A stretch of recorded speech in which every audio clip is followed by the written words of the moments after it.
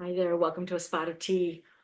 Today, I just want to talk through making your budgeting business case. And we're going to go into the top tips for this, which first starting with being clear on how your budget investment or request is going to solve a business problem. And the second one is sharing how it's going to make or save the company money, which is what everybody cares about. And then thirdly, understanding the economic realities of your industry. So you're coming to the table sounding and being well informed. And to dig into these a little bit, we'll start with that budget request you're making ideally is solving a business problem. It's attached to the strategic priorities that they've already communicated or that have been in place. So how does this connect to what they're trying to accomplish? And really being able to answer that why now? Why this year? Why this budget cycle? Why this quarter? Or whatever quarter you're requesting that investment to play out in. That you've got a sense of how this connects the dots to what the organization is trying to accomplish.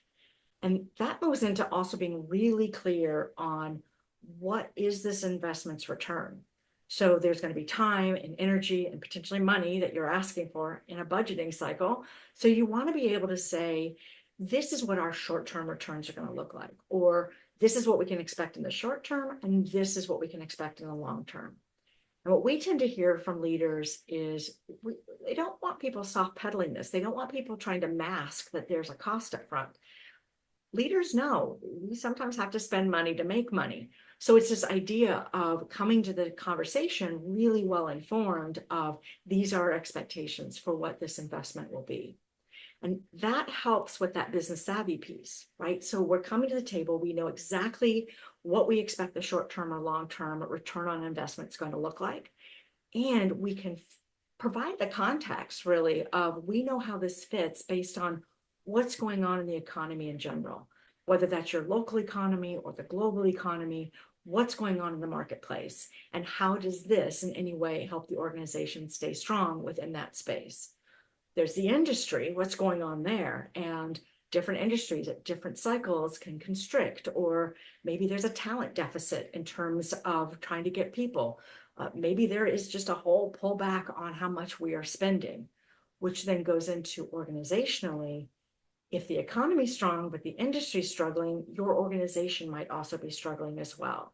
So it's coming to that table and not showing up with hat in hand begging for resources, but coming to the conversation saying, I understand what some of our challenges are. I understand there's constraints, and yet this is still the best way forward. This is what we need to invest in now so that we stay ahead of the competition, or we have the ability to be well set when things shift in the next few quarters.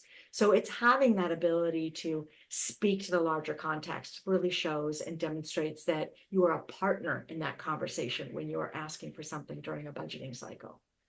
With all that, I just hope you find this helpful, but also you can check us out. We are on LinkedIn, we're at Instagram, we're on YouTube, and we've got a lot of resources that we can provide. So thank you so much for joining me today.